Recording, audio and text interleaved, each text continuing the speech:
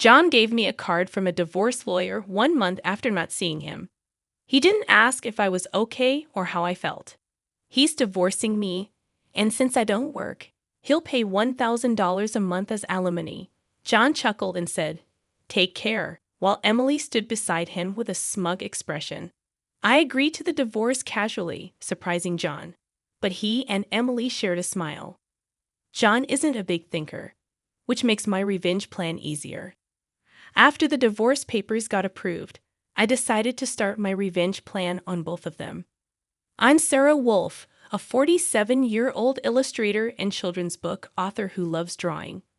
John and Emily are my childhood friends, and John is my husband. Everything started when John asked me out as I was about to go to a different college after high school. I was surprised because I thought he liked Emily, but since I secretly liked John, I couldn't say no to him. After thinking about it and talking to Emily, I said yes to John's proposal. Emily had some issues with her behavior since our teen years, but she was still a dear friend to both John and me. Emily had a habit of taking other people's boyfriends and then breaking up with them once they got too obsessed with her, causing problems repeatedly. Her parents were worried, so John and I spent time with her to look out for her. John and I got married at the age of 25. 4 years later, Emily introduced her fiancé, George, into our lives. He worked for a top-tier company. Nice to meet you, Sarah and John. I've heard so much about you. Looking forward to our future together. George was very polite, and we all became friends immediately. We would hang out during holidays and vacations, going on trips or long train rides to enjoy some drinks. However, things started going wrong after Emily became pregnant 2 years into her marriage. John and I had many siblings, so we weren't worried about having kids. We decided not to have children. We liked kids but didn't want the responsibility. Plus, we enjoyed our freedom to travel and have drinks. We thought families with children were heartwarming, but it was never more or less than that. When Emily told us about her pregnancy, John's behavior changed. He quit smoking because Emily didn't like the smell and even offered to take her to doctor's appointments, using his vacation days. I warned him, George might feel bad if you're always with Emily, but John argued, you have work. She's our childhood friend, and she needs help. You're heartless. I said, I've been buying things and helping as much as I can, but going with her to the doctor is too much. John frowned and glared at me, saying, why? Just because Emily wants it? She's anxious about the checkup, and I can't let her go alone if she's anxious. I replied, that's more reason for George to go with her, right? If you go every time, it's like you're the baby's father. John, feeling jealous, said, you're not going to get pregnant anyway, so what's the problem? He didn't take my worries seriously and instead got angry, saying I was being annoying. We rarely fought during our marriage, but things changed when Emily got pregnant. Our arguments increased, and it didn't stop even after Emily gave birth. John started spending even more time with Emily and their child, Emma. But when Emma turned 6, something happened. It was about the people attending Emma's graduation ceremonies. The day before the graduation, John suddenly started going through the closet. John, what are you doing? You have a meeting tomorrow. John's workplace had a casual dress code, but there was a rule to wear a suit during client meetings, so he always kept a few suits ready. But they were all thrown on the bed. Now, just trying to decide what to wear for the graduation ceremony. What? You're seriously thinking of attending the graduation? Yeah, George can't make it, Emily asked me. Wait, that's absurd. No matter how you look at it, I unintentionally raised my voice in denial. Immediately, John's face turned sour. I knew he sometimes picked up Emma from kindergarten, and I had done it too when asked, but it didn't make sense for a childhood friend who wasn't even Emma's biological parent to go to a graduation ceremony. What? You still doubt me and Emily? I'm disappointed that you can't even help out. That's not the point. Anyway, I'm attending the graduation tomorrow, so iron a shirt properly. John said that and abruptly ended the conversation, leaving me behind and going to the bedroom. I had no choice but to call Emily. Hello, Emily, about tomorrow. Sorry about tomorrow. I'm borrowing John, but won't George be upset about the graduation attendance, Sarah? What are you talking about? Obviously, I haven't told George that the graduation is tomorrow. I'll tell him after the ceremony. I was surprised to find out that George didn't know about the graduation plan. When I asked more questions, it turned out that Emily hadn't told George about any of the kindergarten events, and John had been acting like Emma's dad at the kindergarten, which felt really selfish. Wait a minute, Emily. Isn't that really unfair? It's not right to George, just because he's a childhood friend, right? What's the problem, Sarah? You're scary. Well, see you tomorrow. Wait, Emily. I was really mad at Emily, who hung up the phone without listening. Anyway, I ended up ironing a shirt, getting a tie ready, and the next morning, I saw John off to Emma's graduation. After that, John and Emily started going out more, from once a month to once a week, and then 3 times a week. Eventually, even George started to get suspicious. One day, while John and Emily were out, he came to our house alone. I'm sorry for coming so late. There's something bothering me. Is it about them? Yes, I want you to look at this. George showed me the GPS history he put in Emily's car. It showed that she was staying at a hotel 3 times a week, every time she was out with John. Just by looking at George's face, I understood what that meant. What do you want to do, George? I want to get back at those two. Me too. I can't forgive them for betraying us after all this time. We secretly planned our revenge. First, I worked on making more money because I had been saving by doing housework and taking care of Emma, and my income had gone down a lot. George started working from home, and when Emily and John went out, he brought Emma to my house, and we took care of her together. Emily and John didn't know we were aware of their relationship, so we gathered solid proof. Once we had enough evidence and were ready for revenge, we found out a surprising truth about Emma. George and I struggled with the decision, but we agreed not to hurt young Emma. So we decided to wait until she was an adult to get our revenge, even though enduring it for 10 years was tough. Then, I got seriously ill. I needed long-term hospital care, and at best, I wouldn't be discharged for at least 2 years. Even though I could work from the hospital, I would have to reduce my workload. After telling George, I talked to John about it. But John's reaction was the same as when we had small talk. I'll visit you once in a while, he said. I felt like John didn't care about me anymore since he didn't ask about my condition or the name of the disease. In reality, he only visited once a month or every 2 months. After Emma's 15th birthday, she started acting differently, even though she used to visit me almost every day right after I got hospitalized.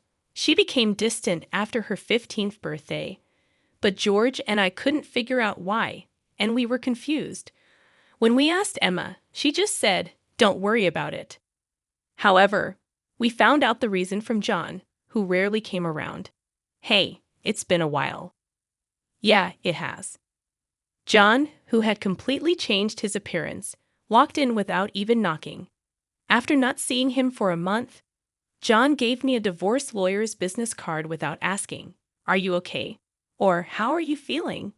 Divorcing a wife who doesn't work. Pay me $1,000 a month as alimony. That's the deal, so take care, John said, grinning.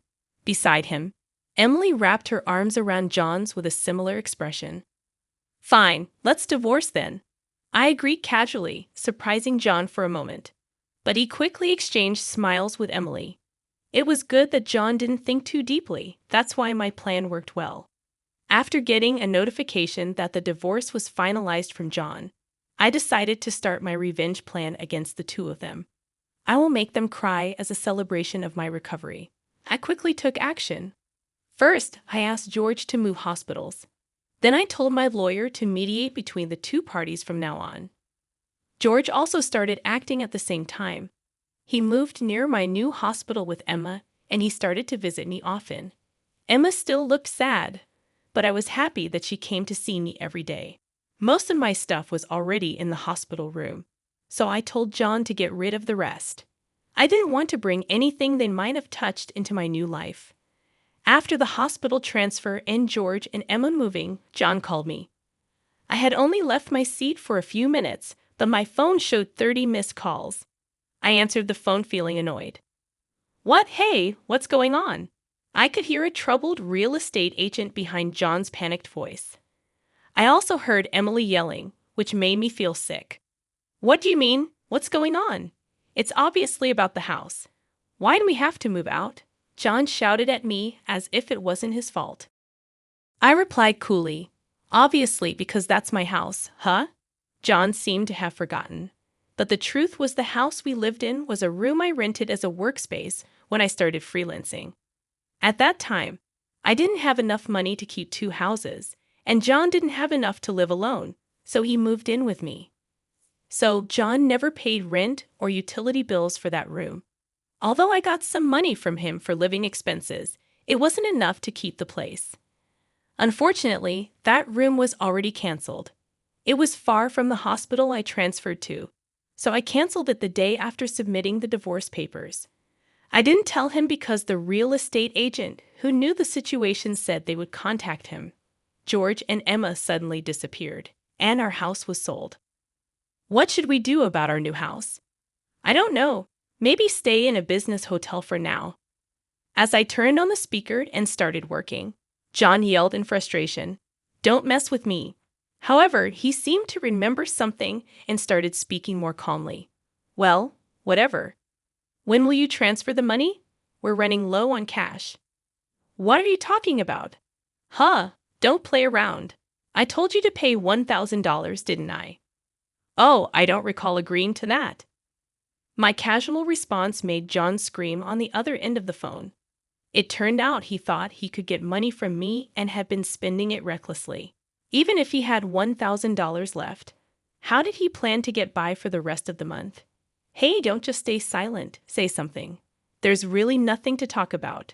My comeback left John momentarily stunned, but he soon started yelling again, growing more annoyed. I spoke to John in a cheerful tone.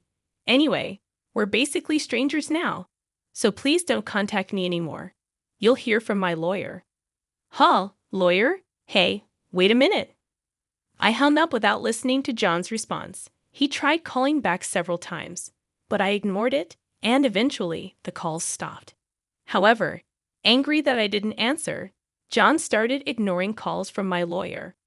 He certainly had a childish side, but I never imagined he'd be the kind of person who didn't mind causing trouble for others. I sighed deeply because of John's selfishness. A few months later, after a short break from the hospital, I went to John's parents' house. In front of me were John and Emily, both looking small and scared. Telling my parents is not fair. Oh, I just told them that we got divorced. John glared at me when I said that, but he backed off under his father's stern look. I had a good relationship with my in-laws, even visiting and eating with them when John wasn't around. Even though they liked me, I thought it was wrong not to share the details of our divorce, so I went to see them. Is it true that you're marrying Emily? Yes, it's true. True. Emily, Emma, and I are going to start over as a family. What are you talking about? Your only family is Sarah. She's not my family anymore.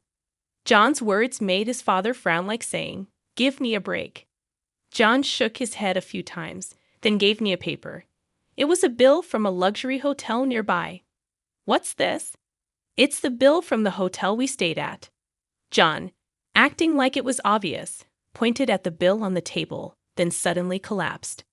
Oh, what the heck, Mom, I didn't raise you to be like this. My mother-in-law, gasping for breath, was met with a look of disbelief from John. Next to him, Emily wore the same expression.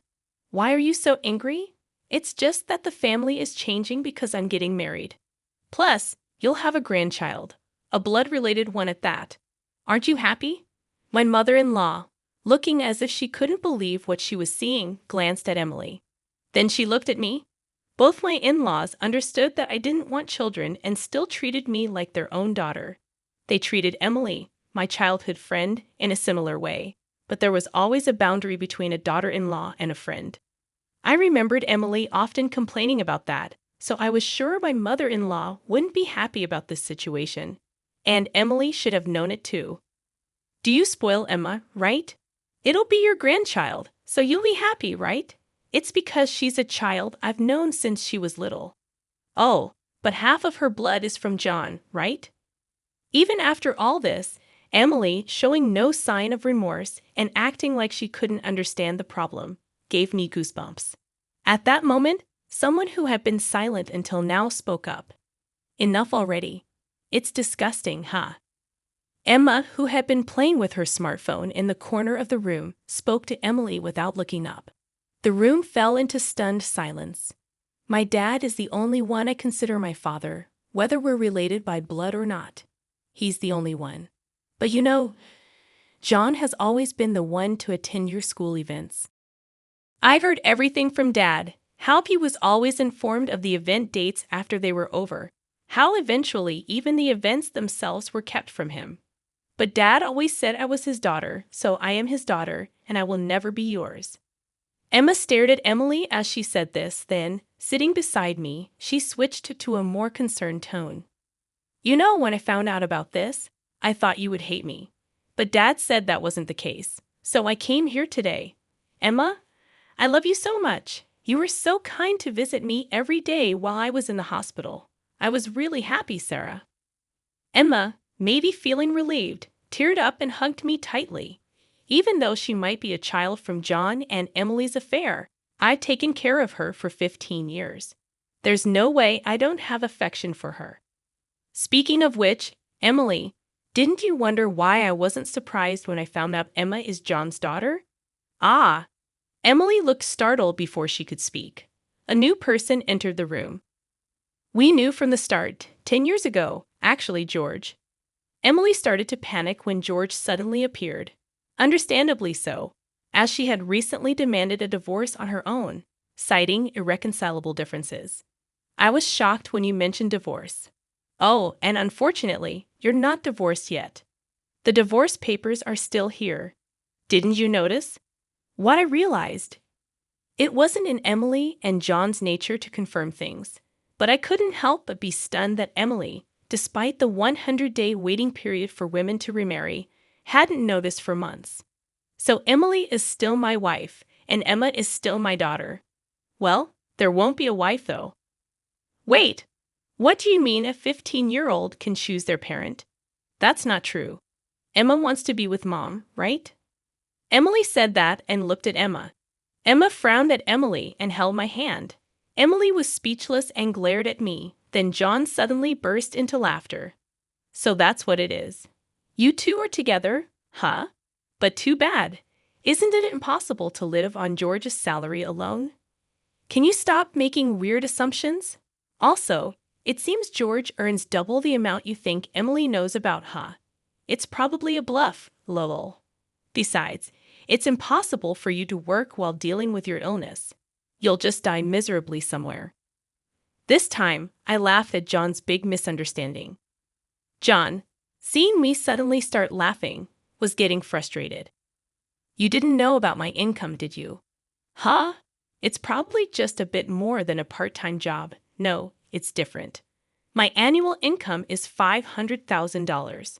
John's eyes and mouth were wide open in shock. Emily was also stunned.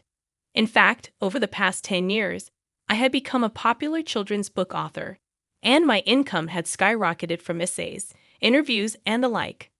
Moreover, a film adaptation is planned soon, so my income is skyrocketing. Liar. Oh, do you want to see this? I said that and showed Emily my bank account screen. It clearly showed a large amount of money being deposited every month. Emily was at a loss for words when she saw it.